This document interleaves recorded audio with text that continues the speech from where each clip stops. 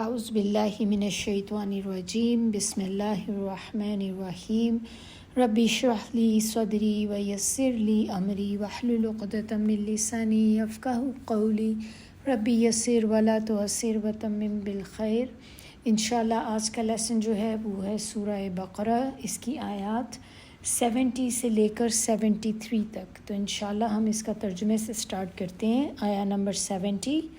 بسم اللہ الرحمن الرحیم۔ قالو، کہا انہوں نے، ادعو، دعا کرو، لنا، لیے ہمارے، ربکا، رب سے اپنے، یبین، بیان کر دے، لنا، لیے ہمارے، ما، کیسی ہے، ہیا، وہ، انا، بے شک، البقرہ، وہ گائے، تشابہ، مشتبہ ہو گئی، علینا، ہم پر، اور، ان، بے شک ہم، ان، اگر، شاء، چاہا، اللہ نے، لمہتدون، لام شروع میں تو معنی ہوں گے ضرور، آگے جو ورڈ رہ جاتا ہے وہ کیا ہوتا ہے، ہدایت پانا، ہدایت سے مہتدون، پتہ پائیں گے، ہدایت پائیں گے یا راہ پائیں گے، کوئی بھی آپ کر سکتے ہیں۔ آیا نمبر 71، قالا، کہا، اور یہ کس کی بات ہو رہی ہے کہ کس نے کہا، یہ موسیٰ علیہ السلام کی بات ہو رہی ہے۔ انہو، بے شک وہ، یقولو، وہ فرماتا ہے، یعنی کہ اللہ سبحانہ تعالیٰ فرماتے ہیں، انہا، کہ وہ، بقرۃن، گائے ہے، لا، نہیں، ذلولن، محنت کرنے والی، تثیرو،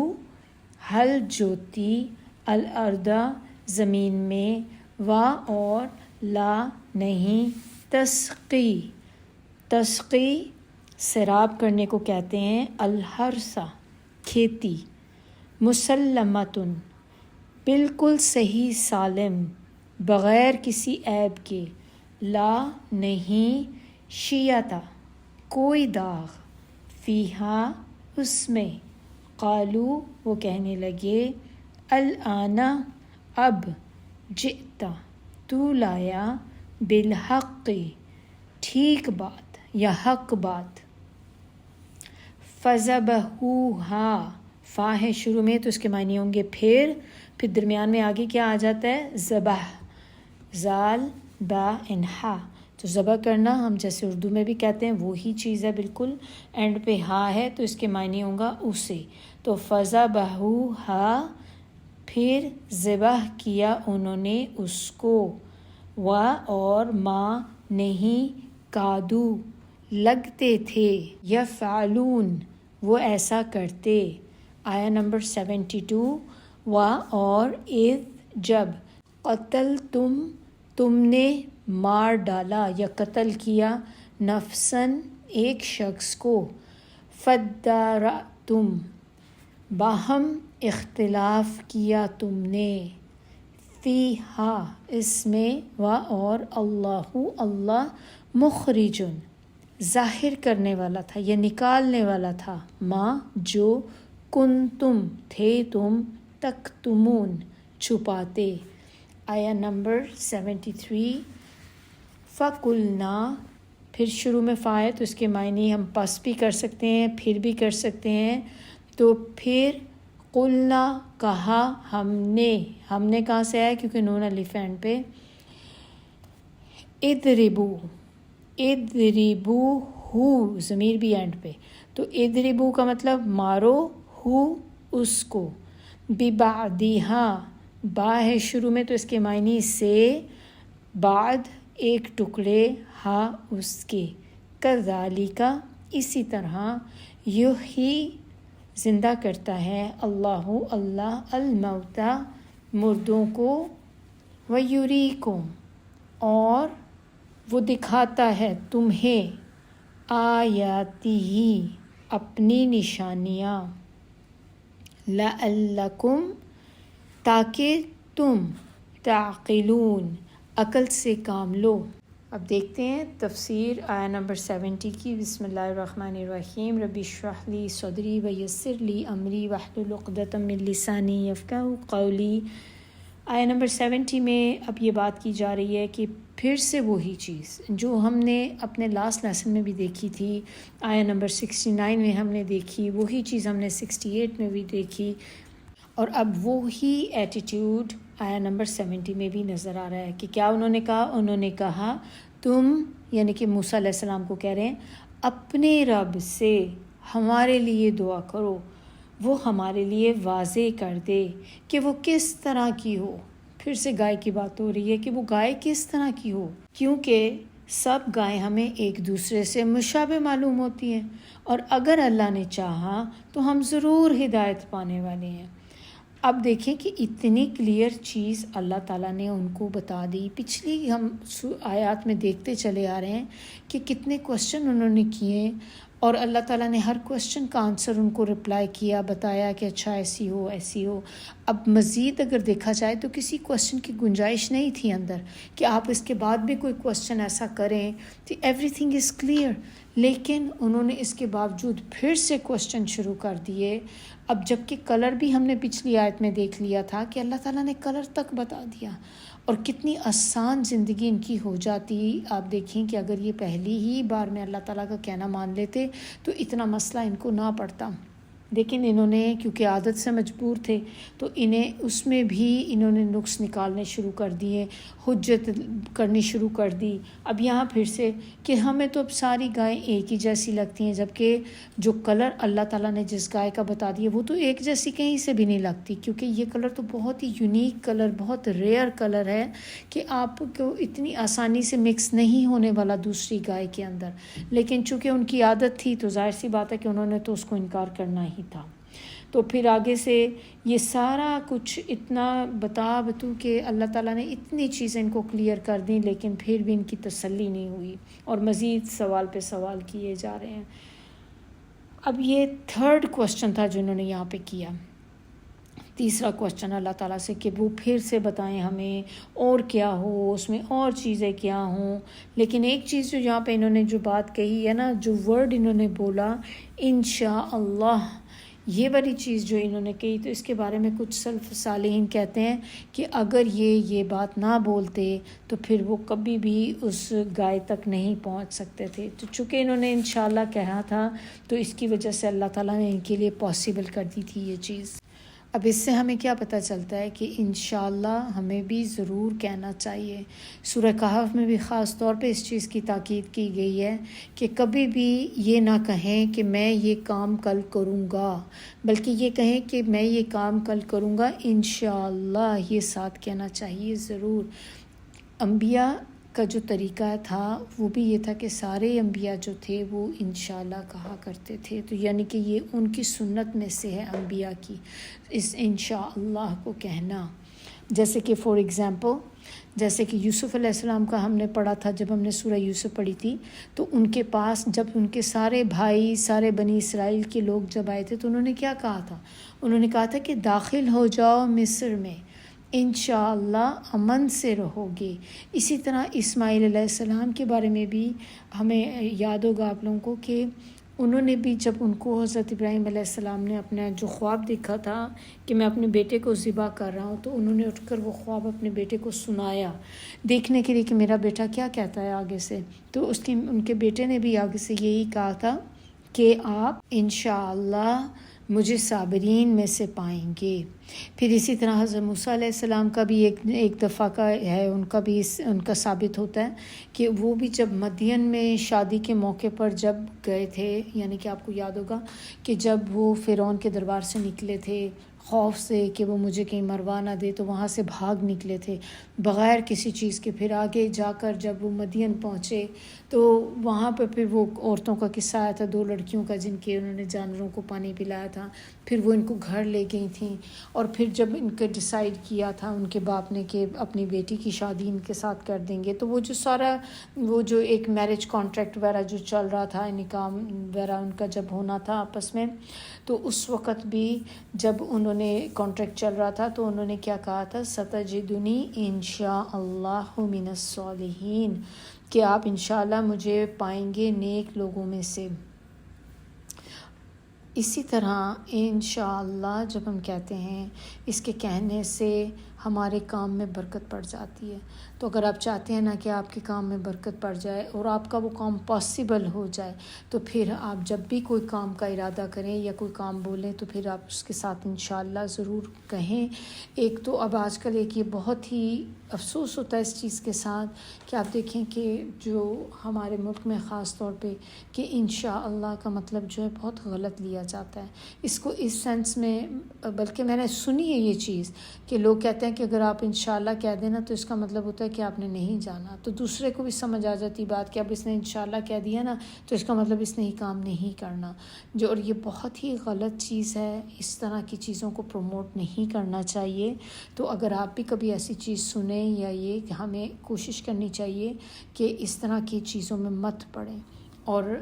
یہ جب بھی کوئی کام کریں تو انشاءاللہ کہیں اور اپنا ارادہ پکا رکھیں، اس نیت سے انشاءاللہ نہ کہیں کہ جان چھڑانے کے لیے تاکہ میری جان چھوٹ جائے، لیکن جانا کس نے ہے، بس ایسے ہی کہہ دو کہ ہاں انشاءاللہ ضرور آؤں گی، اس کا مطلب کہ میں کبھی نہیں آؤں گی۔ ایسا نہیں کرنا، کیونکہ ہم اللہ تعالیٰ کے ساتھ مذاق نہیں کر سکتے، نہ ہی اللہ کی آیات، اللہ کی چیزوں کا مذاق اڑا سکتے ہیں۔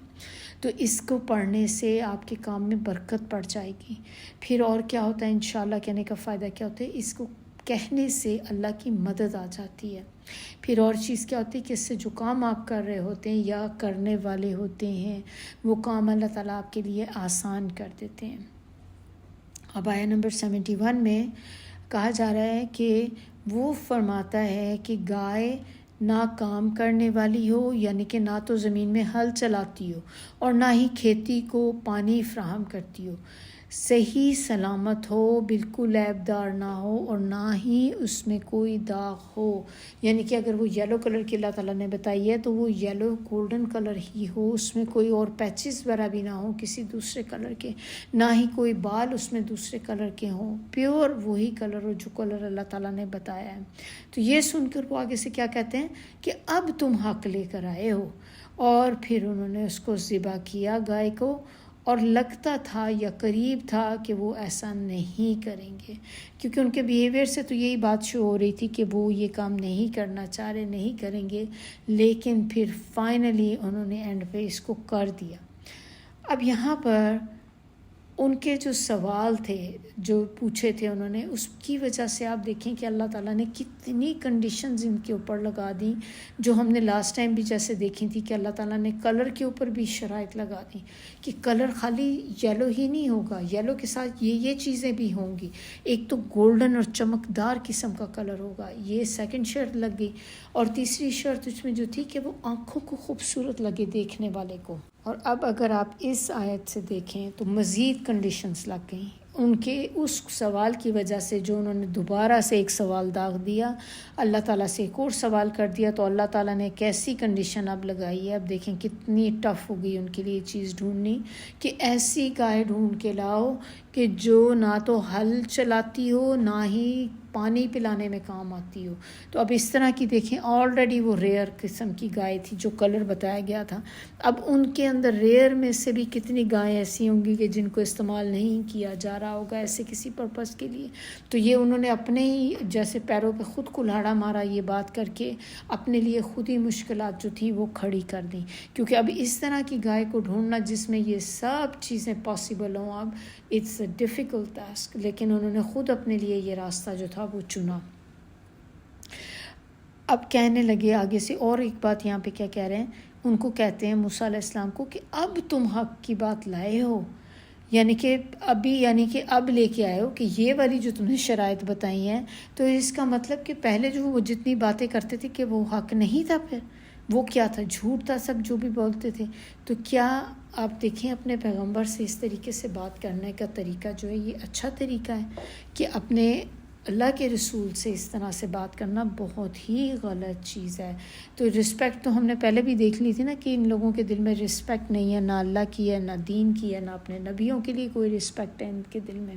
تو ایٹیٹیوڈ اپنے پیغمبر کے ساتھ بھی دیکھ لیں، کس قسم کا انسلٹنگ ٹونٹنگ قسم کا رویہ ہے ان کا اپنے پیغمبر کے ساتھ۔ اور جبکہ موسیٰ علیہ السلام کا ہمیں آگے سے کیا پتہ چلتا ہے کہ انہوں نے تو آگے سے ہمیں کوئی بات نہیں پتہ چلتی کہ انہوں نے بھی کوئی جواب ان کو دیا، بلکہ انہوں نے جسٹ اس کو کوئی جیسے آرگیومنٹ آگے نہیں کیا، کوئی رپلائی نہیں کیا، اس بات کو وہیں پہ ختم کر دیا تھا کہ یہ نہ ہو کہ بات بڑھ جائے کہیں۔ اب یہ کہ لگتا تھا کہ وہ اس کو ذبح نہیں کریں گے، کیوں لگتا تھا ایسے کرنے سے؟ اس سے ہمیں کیسے پتہ چلتا ہے کہ وہ ذبح نہیں کریں گے؟ کیونکہ ان کے بیہیویئر سے، کیونکہ وہ سوال پہ سوال اتنے پے در پہ کوسچن کرنے شروع ہو گئے تھے کہ لگتا تھا کہ یہ کام نہیں کریں گے، یہ نہیں مانیں گے اس چیز کو، اور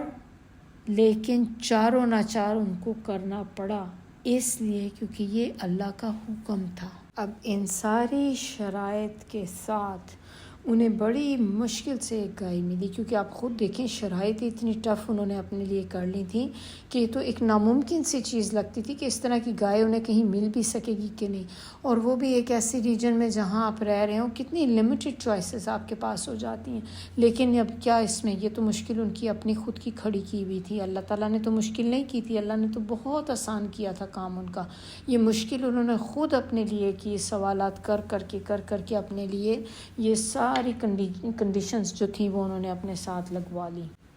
اتنی بھاگ دوڑ کرنے کے بعد، اتنی محنت تردد کرنے کے بعد ان کو فائنلی وہ ایک گائے ایسی ملی کہ جس میں یہ ساری شرائط تھیں وہ پوری ہوتی تھی، لیکن وہ گائے جو تھی وہ ایک انسان کی تھی، ایک آدمی کی تھی جو بہت ہی نیک بخت بندہ تھا، کہا جاتا ہے اس کے بارے میں کہ نیک انسان تھا،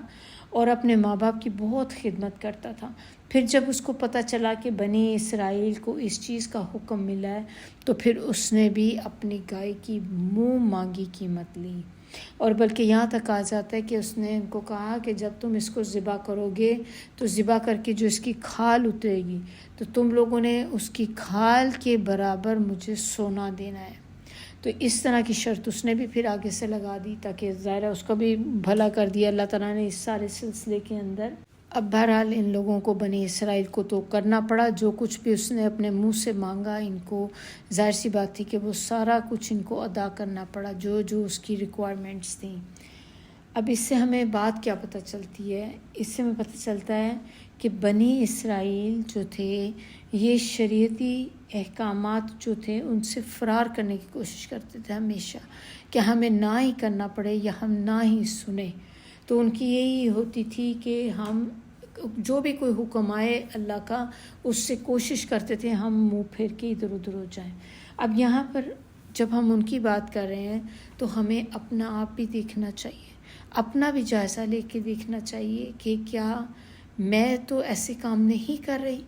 کہ جس میں میرا بھی ایٹیٹیوڈ ایسا ہی ہو کہ بس جو حکم آتا ہے پہلا ہی رسپونڈ میرا جو ہوتا ہے آگے سے میں اس طرح رسپونڈ کرتی ہوں کہ نہیں میں نہیں کر سکتی، میرا یہ مسئلہ ہے۔ تو ہمیں بہت زیادہ اس چیز کا اپنے اندر دیکھنا ہے، اپنا جائزہ لینا ہے، اپنی اصلاح کرنی ہے کہ کہیں ہم اس طرح کے کام نہ کر رہے ہوں۔ پھر اس میں اور ہمیں عمل کی بات کیا پتہ چلتی ہے کہ کثرت سوال پسندیدہ نہیں ہے، اور نبی صلی اللہ علیہ وسلم کی ایک حدیث بھی ہے اس بارے میں، نبی صلی اللہ علیہ وسلم نے فرمایا بے شک اللہ تمہارے لیے 3 باتیں پسند نہیں کرتا۔ نمبر 1 بلا وجہ کی گفتگو، نمبر 2 مال کو ضائع کرنا، نمبر 3 بہت زیادہ کوشچن کرنا۔ پچھلی قوموں کی ہلاکت کی وجہ جو تھی وہ بھی کثرت سوال تھی، تو بہت سوال کیا کرتے تھے جس کی وجہ سے وہ قومیں جو تھیں ہلاکت کا شکار ہو گئیں۔ ابو ہریرہ کہتے ہیں کہ آپ صلی اللہ علیہ وسلم نے ہمیں خطبہ دیا اور فرمایا لوگوں تم پر حج فرض ہے پس تم حج کرو۔ ایک آدمی نے کہا اللہ کے رسول کیا ہر سال حج فرض ہے؟ تو آپ چپ ہو گئے۔ پھر دوبارہ پوچھا، اس طرح حتیٰ کہ اس نے 3 دفعہ یہ بات نبی صلی اللہ علیہ وسلم سے پوچھی۔ پھر آپ صلی اللہ علیہ وسلم نے فرمایا کہ اگر میں ہاں کہہ دیتا تو تم سب پہ ہر سال حج فرض ہو جاتا اور تم اس کی استطاعت نہیں رکھتے۔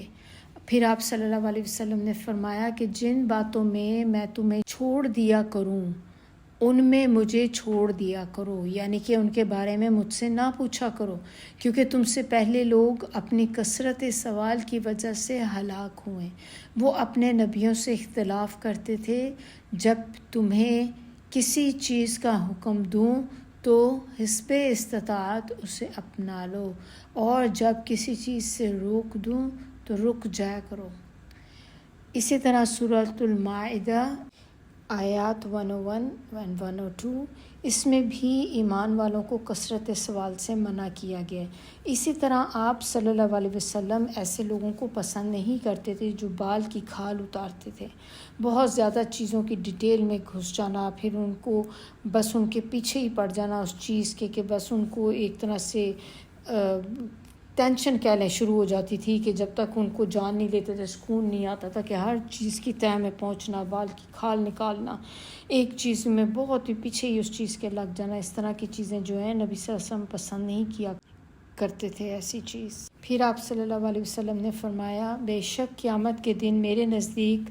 تم میں سب سے زیادہ محبوب اور میرے قریب بیٹھنے والے لوگ وہ ہیں جو تم میں بہترین اخلاق والے ہیں، اور بے شک سب سے زیادہ ناپسندیدہ اور دور بیٹھنے والے لوگ وہ ہیں جو زیادہ بولنے والے، زیادہ باتیں کرنے والے، بلا سوچے سمجھے بغیر احتیاط کے بولنے والے اور تکبر کرنے والے۔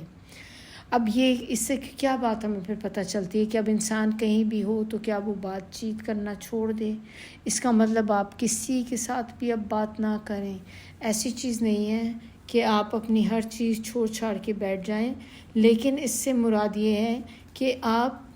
کوئی بھی ایسی بے فضول گفتگو نہ کریں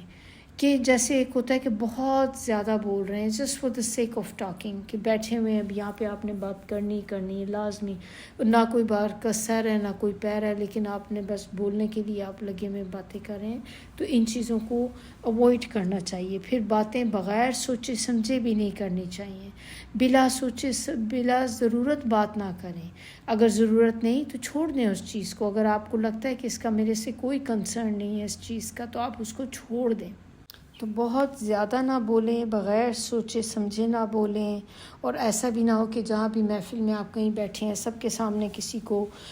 آپ ایک بندے کو پوائنٹ آؤٹ کر کے اب نصیحتیں شروع کر دیں۔ خاص طور پہ بچوں کے ساتھ ہم بہت کرتے ہیں کہ بچے جب ہوتے ہیں کہیں تو ان کو ہم شروع ہو جاتے ہیں نصیحت کرنے، بتانے، اپنی طرف سے سمجھتے ہیں یہ ہمارا حق بنتا ہے، لیکن ہمیں اس وقت حکمت سے کام لینا ہوتا ہے۔ نبی صلی اللہ علیہ وسلم کبھی بھی مجمع کے اندر بیٹھ کے کسی کی اصلاح نہیں کرتے تھے، بلکہ انہیں اگر کسی کو بتانا ہوتا تھا تو ان سے اکیلے میں ان پرسن بات کیا کرتے تھے، اور یا پھر ایک جنرلائز ٹون میں جنرلائز وے میں بات کیا کرتے تھے۔ اسی طرح کسی کے لیے باعث پریشانی یا بوجھ نہ بنے،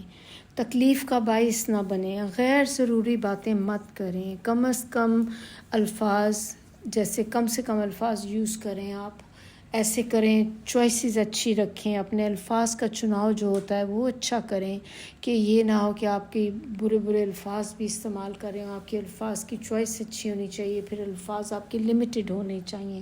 تھوڑے سے لفظوں میں بات مکمل کرنے کی کوشش کیا کریں، بے مقصد کوشچن نہ کریں۔ اسی طرح کھانے پینے کے معاملات میں بھی نقص نہ نکالیں، کسی بھی چیز کے اندر جو بھی ہے چپ کر کے اس کو کھا لیں، نہیں بھی پسند تو آپ یہ کہ نبی صلی اللہ علیہ وسلم کبھی اس چیز کو نہیں کیا کرتے تھے، نقص نہیں نکالتے تھے کبھی بھی۔ پھر آپ صلی اللہ علیہ وسلم نے فرمایا سب سے بڑا مجرم مسلمانوں میں وہ ہے جس کے سوال کی وجہ سے کوئی حلال چیز حرام ہو جائے۔ اسلام کا حسن، اسلام کی خوبصورتی یہ ہے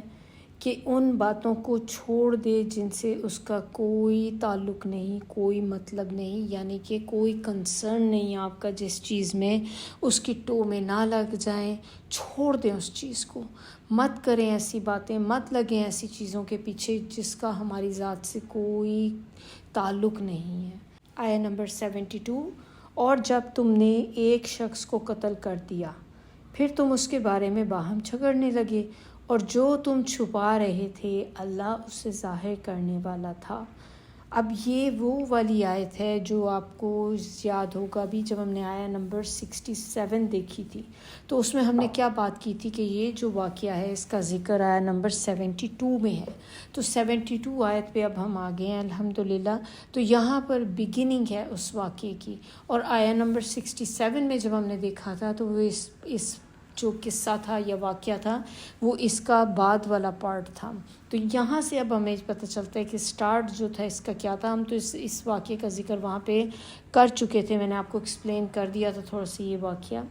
تو واقعہ جو تھا اس کی اب یہاں پر جو ہے اللہ تعالیٰ نے اس کی بگننگ بتائی ہے. اب ایسا کیوں کہ اس کا کچھ پورشن جو بعد میں آیا تھا یا بعد میں ہونے والی اسٹوری کا قصہ آپ کہہ لیں اللہ تعالیٰ نے پہلے ایکسپلین کر دیا اور جو شروع میں ہونا چاہیے تھا وہ بعد میں کر دیا. تو اس میں سب سے بڑی بات بس یہی ہے کہ یہ قرآن ہے, قرآن کا ایک سٹائل ہے. اللہ تعالیٰ اس کو اللہ کا کلام ہے اور اللہ تعالیٰ جو چیز مناسب سمجھتے ہیں, بہتر سمجھتے ہیں اپنی حکمت کی وجہ سے, اللہ تعالیٰ اس کو اسی چیز کی طرح ہی کرتے ہیں. جیسے اللہ تعالیٰ نے نازل کرنے کا کہ اس کا پہلا پورشن بعد میں نازل کیا, بعد کا پہلے کیا, اس میں بھی اللہ کی مصلحتیں ہیں, اللہ کی حکمتیں ہیں جن کو ہم نہیں جانتے, اور ڈیفینیٹلی اس سے کوئی بہت بڑا لیسن ہم لوگوں کے لیے ہوگا جو اللہ تعالیٰ نے دے رہے ہیں. تو یہاں پر اب ہم دیکھتے ہیں کہ وہ واقعہ ایکچول تھا کیا. تو ہوا یہ تھا کہ بنی اسرائیل میں ایک آدمی جو تھا اس نے کسی کی بیٹی کا رشتہ مانگا, انٹرسٹڈ تھا اس کے ساتھ شادی میں. تو وہ جو بیٹی کا باپ تھا اس نے اس رشتے سے انکار کر دیا, جس پہ یہ شخص جو تھا غصے میں آیا اور اس نے اس لڑکی کے باپ کا مرڈر کر دیا. اب جب مرڈر کر دیا اس نے تو پھر وہ بھاگ گیا, چھپ گیا, لاپتہ ہو گیا. اب پتہ کچھ نہیں چل رہا تھا لاش کا کہ کس نے یہ کام کیا ہے, کس نے اس کو مارا ہے, کیونکہ اس زمانے میں تو لوگ بھی بہت زیادہ نہیں ہوتے تھے تو ایک دوسرے کو جانتے تھے. تو جب ایسی چیز اب ہوئی, اب بالکل بھی ان یوزول بات تھی کہ کوئی قتل ہو جائے, لیکن اس طرح سے جب قتل ہوا تو سب اب لوگ اس کو ڈھونڈنے کے لیے نکلے کہ لوگوں کو سمجھ نہیں آ رہی تھی قتل کیا کس نے, کیونکہ کسی پہ یہ ظاہر نہیں تھا کہ قتل کرنے والا کون ہے. اب یہ قبائلی سسٹم تھا, عرب سے ہمیں ہسٹری سے پتہ چلتا ہے کہ وہ سارے ایک قبیلوں کی صورت میں لوگ رہا کرتے تھے. تو اب یہ شخص جو تھا ایک قبیلے کا تھا. اب جب ہوتا یہ تھا کہ جب مرتا ہے کوئی بھی شخص آپ مار دیں تو ہم نے دیکھی ہیں پیچھے ہسٹری میں چیزیں کہ کس طرح سے وہ پورے قبیلوں کی لڑائیاں شروع ہو جاتی ہیں. انہوں نے ہمارے قبیلے کا بندہ مارا تو انہوں نے جا کے اب اس کو مار دینا ہے. اس طرح کرتے کرتے یہ چیزیں جو تھی جنریشن در جنریشن جو تھی چلی آ رہی تھیں. تو اسی طرح جو تھی بات بڑھتی چلی جاتی ہے کہ ایکچول تو کاز ایک بندے کی تھی, لیکن اس کے چکر میں کتنے زیادہ اور مزید مرڈر اندر ہو جاتے ہیں. تو جب یہ والا سلسلہ چلا کہ اب پتہ چل نہیں رہا تھا تو پھر جو قبیلے تھے انہوں نے ایک دوسرے کے اوپر ڈالنا شروع کر دیا کہ تم نے ہمارا بندہ مارا ہے. پھر وہ اپنی صفائیاں پیش کرتے, پھر کبھی کسی پر کہ اس قبیلے کے بندے نے قتل کیا یا اس کے نے کیا ہے. اتنی یہ بات بڑھ گئی کہ اس سے پہلے کہ یہ بات نوبت قتل و غارت پر آتی کہ مزید اور خون بہتا, لوگ جو تھے وہ موسیٰ علیہ السلام کے پاس آئے اور آ کر اپنا مدعا بیان کیا کہ یہ اس طرح سے ہمارے ہو گیا ہے تو آپ ہمیں اب گائیڈ کریں. تو جس کے جواب میں پھر اللہ سبحانہ تعالیٰ نے یہ آیات تھی جو اتاری تھیں تاکہ قتل کا سراغ لگایا جا سکے. اب اس میں ایک اور بات اور بھی تھی جو اس آیت میں ہمیں دیکھی کہ وہ بندہ جو تھا جس نے قتل کیا, جب اس نے اس کا قتل کر دیا تو اب اس کو فکر ہوئی کہ اب میں نے قتل تو کر دیا لیکن اب میں اس کو چھپاؤں کیسے, اور وہ اس کو چھپانے کے بھی چکر میں لگ گیا کہ میں اس کو ہائڈ کر دیتا ہوں کہیں. تو اس سے یہ دیکھیں ہم دیکھتے ہیں کہ جتنے بھی ہیومن سائیکالوجی کیا ہے کہ اس میں کوئی بھی انسان جب گناہ کرتا ہے تو پھر کوشش کرتا ہے کہ اس کو چھپائے, وہ ظاہر میں لاتے ہوئے گھبراتا ہے, اس چیز کو ڈرتا ہے کہ کسی کے سامنے یہ بات اوپن ہو جائے. اگر اس میں سب سے پہلا قتل آپ دیکھیں جو آدم علیہ السلام کے بیٹے نے کیا تھا, تو اس نے بھی اپنے بھائی کا جب مرڈر کیا تو اب اس کے بعد اس کو یہ فکر ہو گئی کہ میں نے اس کو ہائڈ کیسے کرنا ہے, تو وہ بھی چھپانے کے لیے لگا ہوا تھا کہ لاش کو کس طرح چھپانا ہے. تو اسی طرح یہاں پر بھی کہ اس بندے کو تھا کہ میں نے لاش کو کہیں ٹھکانے لگانا ہے, کہیں اس کو ہائڈ کر دینا تاکہ لوگوں کے سامنے میرا جرم جو ہے وہ کھل نہ جائے. تو یہ جو ہوتی ہے یہ ایک بہت ہی غلط چیز ہے کہ اس میں ڈبل چیز ہو جاتی کہ ایک تو آپ نے جرم کیا کہ اس کا مرڈر کیا, دوسری چیز آپ نے اس میں کیا کی کہ پھر اس کے باڈی کو آپ نے چھپا دیا یا ڈسٹروائے کر دیا. اس طرح سے جو چیزیں یہ غلط چیزیں ہیں, ایسی چیزیں نہیں کرنی چاہیے. ڈبل گناہ مت اپنے لیں. اب یہ بھی نہیں کہ آپ اٹھ کے اپنے گناہوں کی تشہیر شروع کر دیں, آپ سب کو بتانے لگ جائیں میں نے یہ گناہ کیا ہے, یہ بات نہیں ہے. لیکن یہ کہ آپ نے ایک گناہ تو کر دیا لیکن اب اس کو اب آپ اس طریقے سے ہائڈ کریں, یعنی کہ ایویڈنس چھپانے والی بات ہو جاتی کہ آپ نے ایویڈنس بھی چھپا دیے سارے, تاکہ کسی طرح کہیں پہ بھی انصاف نہ ملے اس کو جو مقتول تھا یا اس کی فیملی کو. تو یہ کہ اللہ تعالیٰ آگے سے کیا کہہ رہے ہیں کہ اللہ نے اس کا ارادہ کیا تھا کھولنے کا، تو اللہ تعالیٰ تو جس چیز کا ارادہ کر لیں، جس چیز کو کھولنے کا ارادہ کر لیں، پھر کوئی اس کو روک نہیں سکتا۔ اللہ تعالیٰ جہاں سے بھی چاہے وہ من و زمین کے نیچے وہ چیز چھپی ہوئی ہو، اللہ تعالیٰ پھر بھی اس چیز کو نکال کے باہر لے آتے ہیں۔ تو اللہ جب جس چیز کو چاہیں کھولنے کا ارادہ کریں تو وہ چیز کھل کر سامنے آ جاتی، چاہے آپ اس کو جتنا مرضی تالوں کے اندر چھپا کر رکھیں۔ اسی طرح آپ نے کبھی نوٹ کیا ہوگا کہ کبھی آپ کو اتنے سالوں بعد پتہ چلتا ہے کہ کتنا پرانا ایک قتل ہوا تھا اور اس کا قاتل جو ہے اب پکڑا گیا آ کے۔ اسی طرح اور بھی بہت سے کیسز ہم نے ایسے دیکھے ہیں کہ جب کسی قاتل نے کوئی مار کے کسی کو چھپا کے ایسی جگہ چھپایا، لیکن پھر بھی اللہ تعالیٰ نے اس قتل کو ظاہر کر دیا، کیونکہ اللہ تو قادر ہے، ہر چیز پہ قدرت رکھتا ہے، وہ جو چاہے کرتا ہے۔ اب آیا نمبر 73، اس میں اب بتایا جا رہا ہے کہ تو ہم نے کہا اس مقتول کو اس گائے کے بعض حصے سے ضرب لگاؤ، اسی طرح اللہ تعالیٰ مردوں کو زندہ کرے گا اور وہ تمہیں اپنی نشانیاں دکھاتا ہے۔ کیوں دکھاتا ہے؟ تاکہ تم عقل سے کام لو۔ تو جس طرح اللہ تعالیٰ نے اس مقتول کو زندہ کیا، اسی طرح اللہ تعالیٰ مردوں کو بھی زندہ کر دے گا قیامت کے دن، اور یہ کام اللہ کے لیے بہت آسان ہے۔ اس میں کیا مشکل ہے؟ جو بات لوگوں کو سمجھ نہیں آ رہی تھی کہ دوبارہ کیسے اٹھائی جائیں گے، تو اللہ تعالیٰ نے ان کو یہ مقصد بھی تھا بتانے کا کہ ان کو سمجھ آ جائے کہ جس طریقے سے اس بندے کو زندہ کر کے کہا ہے، اس کو اللہ تعالیٰ نے ہمیں ایک چیز بتائی، ایک اپنی نشانی ہمیں دکھائی، تو اسی طرح اللہ تعالیٰ قیامت کے دن بھی سب مردوں کو دوبارہ سے زندہ کر کے کھڑا کر دیں گے۔ اب چاہتے تو اللہ تعالیٰ کے لیے یہ تو اور بھی بلکہ کوئی مشکل کام ہی نہیں تھا کہ اللہ تعالیٰ اس کا نام جو تھا ویسے ہی بتا دیتے ہیں، اس کے لیے اس کو دوبارہ زندہ کرنے کی کیا ضرورت تھی؟ وہ بھی جب گائے کو ذبح کر کر اس کا ایک پورشن، ایک پیس جو تھا وہ اس کے مارا گیا یا لگایا گیا، چھوا گیا اس سے اس مقتول کے جسم کو، تو مقتول جو تھا وہ ایک دم سے زندہ ہو کے بیٹھ گیا، اور وہ زندہ ہوا اور اس نے اپنے قاتل کا نام بتایا اور پھر مر گیا دوبارہ۔ تو یہ سارا کچھ دکھانے کا مقصد کہ اللہ تعالیٰ ویسے ہی نام بتا سکتے تھے، تو اس کا مقصد صرف یہ تھا کہ یہ دیکھ جائیں لوگ، جان جائیں کہ کس طرح اللہ تعالیٰ نے ایک جو مرڈر ہو گیا جس بندے کا، اللہ نے اس کو دوبارہ سے زندگی دی تاکہ وہ اپنے قاتل کا نام بتا سکے، اور یہ بتا کر وہ مر گیا دوبارہ سے۔ تو اس میں اللہ تعالیٰ کی بہت ساری نشانیاں ہیں، اس میں اللہ تعالیٰ نے عقل والوں کے لیے نشانیاں رکھی تاکہ کوئی سمجھنا چاہے تو ان نشانیوں سے ہی بہت سے سبق سیکھ لے۔ تو یہ ہمیں اس آیت سے جو عمل کی بات پتہ چلتی ہے وہ یہ کہ گائے سے مقتول کا زندہ ہونا یہ اللہ کی نشانی ہے تھی، کیونکہ ہم اب تو نہیں کر سکتے کبھی اس طرح ہو، تو اگر آپ جتنی مرضی گائیں ذبح کر لیں، ہر گائے کا ایک ایک ٹکڑا بشک مارتے جائیں،